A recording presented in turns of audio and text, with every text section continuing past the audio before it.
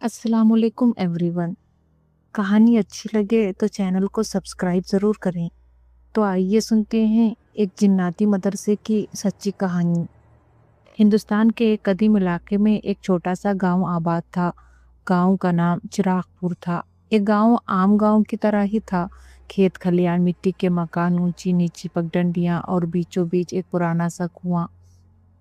गांव के चारों तरफ नीम के दरख्त और बेरी के दरख्त लगे हुए थे। गांव के लोग सीधे साधे और दीनदार थे।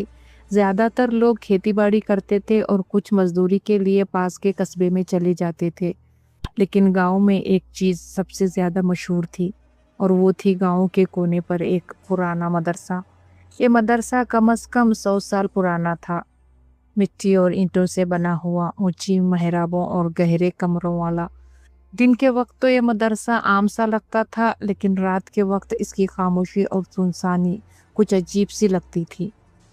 गांव के बच्चे अक्सर वहां खेलने जाते, लेकिन जैसे ही सूरज गुरूब होता तो कोई भी बच्चा उस तरफ रुख न करता। गांव के बड़े भी हमेशा अपने बच्चों को ताकीद करते, अंधेरा होने के बाद मदरसे के आसपास मत जाना।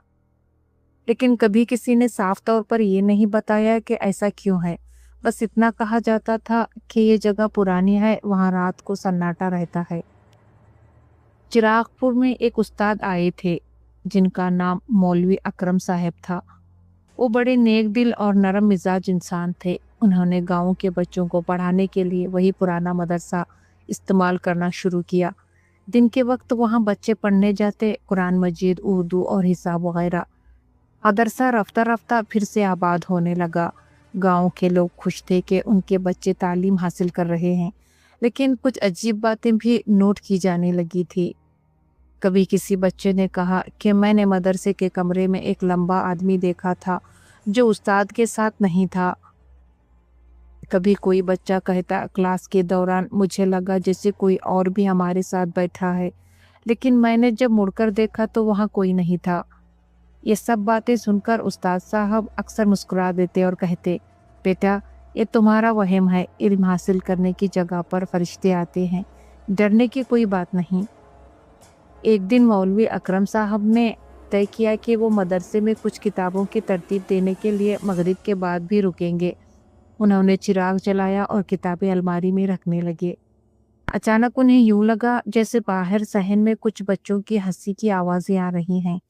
उन्होंने सोचा कि शायद गांव के कुछ बच्चे खेलने आ गए होंगे। लेकिन जब वो बाहर निकले तो सहन बिल्कुल खाली था। तो वापस कमरे में आए तो देखा कि उनके रखे हुए कागज और कलम अपनी जगह से हिल चुके हैं। हैरत की बात यह थी कि खिड़की और दरवाजा बंद था, तो अंदर कोई दाखिल नहीं हुआ था। मौलवी साहब के दिल में अजीब सा खटका हुआ, लेकिन उन्होंने खुद को संभाला और बिस्मिल्लाह पढ़कर दोबारा काम में लग गए। चंद दिनों बाद गांव के लोगों ने महसूस किया कि जो बच्चे मदरसे में पढ़ने जा रहे थे, उनकी जहानत गैर मामूली तेजी से बढ़ रही थी। जो बच्चे पहले अ ब ज भी सही नहीं पढ़ पाता था, वो चंद दिनों में पूरा सबक याद कर लेता। जो बच्चा हिसाब में बहुत कमजोर था, वो मुश्किल सवालात भी हल करने लगता। ये सब देखकर वालिदैन खुश तो बहुत थे, मगर हैरान भी थे। कोई बच्चा रात को ख्वाब में आयतें पढ़ता हुआ उठ बैठता। कोई बच्चा कहता कि मुझे किसी ने सबक याद कराया है, लेकिन वो कोई कौन था, ये कोई नहीं जानता था। एक दिन एक बच्चा जिसका नाम फराज था, अचानक फजर के वक्त जोर जोर से चीखने लगा। उसकी माँ ने दौड़कर देखा तो वो बेटा कह रहा था, अम्मी, मैं मदरसे में था, वहाँ एक बहुत बड़ा हॉल था। उस हॉल में इतने बच्चे थे जिन्हें मैं जानता ही नहीं। वो सब लंबे लंबे थे, उनकी आंखें बड़ी बड़ी थीं। वो सब मेरे साथ पढ़ रहे थे। माँ ने डर के मारे फौरन मौलवी साहब को बुलाया। मौलवी साहब ने उस बच्चे से तफसील पूछी, लेकिन फराज कुछ ज्यादा बता न सका। सिर्फ इतना कि वो सब भी तालिब इल्म थे, लेकिन उनके चेहरे अजीब थे। मौलवी साहब को अब शक होने लगा कि यह मामला कुछ आम नहीं है। उन्होंने रात को मदरसे में बैठकर कुरान पढ़ने का फैसला किया। उस रात जब सब लोग सो चुके थे, मौलवी साहब मदरसे के अंदर चिराग जलाकर बैठ गए। बाहर हवा चल रही थी, पत्तों की सरसराहट थी। तकरीबन आधी रात के वक्त मौलवी साहब ने देखा कि मदरसे का सहन आहिस्ता आहिस्ता रोशन हो रहा है, जैसे किसी ने कई चिराग जलाए हों, लेकिन वो चिराग इन्होंने नहीं जलाए थे। फिर अचानक सहन में कई बच्चे नमूदार हुए। वो बिल्कुल मदरसे के बच्चों जैसे थे, लेकिन उनके चेहरे आम इंसानों जैसे नहीं थे। उनकी आंखें चमक रही थी और उनकी आवाज़ गूंज रही थी। वे साहब ने दिल मजबूत करके सूरह यासीन पढ़ना शुरू की तो सब बच्चे खामोश हो गए। लेकिन जब सूरत ख़त्म हुई तो वो सब बच्चे एकदम गायब हो गए। मौलवी साहब के पसीने छूट गए। अब उन्हें यकीन हो गया कि ये मदरसा आम मदरसा नहीं है। अगले दिन मौलवी साहब ने गांव के बुजुर्गों को बुलाकर बात की। कुछ बुजुर्ग खामोश रहे, कुछ ने नजरें झुका ली। आखिरकार एक बूढ़े ने आहिस्ता आवाज में कहा, मौलवी साहब, ये मदरसा बहुत पुराना है। हमारे बाप दादा भी कहते थे कि यहाँ कुछ अनदेखी मखलूक पड़ती है, लेकिन हमने कभी गहराई से नहीं जाना। मौलवी साहब ने कहा, लेकिन अब ये बात छुपी नहीं है। ये बच्चे इंसानों के साथ पढ़ते हैं और उनकी जहानत बढ़ती है। ये सब कैसे मुमकिन है? बूढ़ा सिर्फ इतना बोला, ये मदरसा शायद सिर्फ इंसानों का नहीं, जिन्नात का भी है। मौलवी अकरम साहब के दिल में अब ये बात वाज़ा हो चुकी थी कि मदरसा आम मदरसा नहीं है। दिन को इंसानों के बच्चे पढ़ते हैं और रात को वहाँ कुछ और ही मखलूक आती है। लेकिन वो ये नहीं जानते थे कि इन मखलूक़ात का मकसद क्या है, वो क्यों आते हैं और क्या वो इंसानों के बच्चों को नुकसान पहुँचा सकते हैं या नहीं। मदरसे के सहन में बैठे हुए वो अक्सर सोचा करते, क्या ये मुमकिन है कि जिन्नात इल्म हासिल करने के लिए आते हैं? क्या वो भी हमारे बच्चों की तरह तालीम चाहते हैं? उन सवालों के जवाब आसान नहीं थे। गांव के लोग भी डर के मारे कुछ नहीं कहते थे। हर कोई बस इतना कहता, मौलवी साहब आप हिम्मत वाले हैं, हमें तो इस तरफ रात को जाने की भी जरूरत नहीं। मदरसे में पढ़ने वाला एक बच्चा फराज फिर एक रात चीख उठा। इस बार उसने अपनी माँ को बताया, अम्मी मुझे ख्वाब आया कि मैं मदरसे के अंदर बैठा था, लेकिन वहाँ मौलवी साहब नहीं थे। वहाँ एक और उस्ताद थे, वो बहुत बड़े और ऊंचे थे। उसकी आवाज़ गूंज रही थी जैसे कई लोग एक साथ बोल रहे हों। वो हमें सबक पढ़ा रहे थे और अजीब बात यह है कि मेरे साथ बैठे बच्चे इंसान नहीं थे। उनके चेहरे बदल रहे थे, कभी इंसान जैसे, कभी और जैसे। फराज की माँ ने फिर मौलवी अकरम साहब को बुलाया। मौलवी साहब ने बड़े गौर से सुना और सोच में पड़ गए। अब ये बात यकीनी होती जा रही थी कि मदरसे में इंसानों के साथ जिन्नात के बच्चे भी पढ़ते हैं। एक रात मौलवी साहब ने फैसला किया कि वो मदरसे में मुकम्मल रात गुजारेंगे। उन्होंने वज़ू किया, कुरान साथ रखा और चिराग रोशन किया। आधी रात के करीब जैसे ही खामोशी फैली, मदरसे का माहौल बदलने लगा। हवा में खुशबू सी महसूस हुई, लेकिन वो खुशबू आम नहीं थी, जैसे ऊद और लुबान की मिली जुली खुशबू हो। फिर सहन में एक हल्की सी रोशनी नमूदार हुई। आहिस्ता आहिस्ता कई बच्चे सहन में दाखिल हुए। उनके लिबास सफ़ेद थे, लेकिन आंखें अजीब चमक रही थी। वो सब बैठकर सबक दोहराने लगे। मौलवी साहब के दिल में डर तो था, लेकिन उन्होंने हौसला करके बुलंद आवाज़ में कहा, कौन हो तुम लोग और यहाँ क्यों आते हो? एक लंबे कद के लड़के ने, जो बाकी सबसे बड़ा लग रहा था, आगे बढ़कर कहा, हम भी इल्म के तलबगार हैं। ये मदरसा सिर्फ तुम्हारा नहीं, हमारा भी है।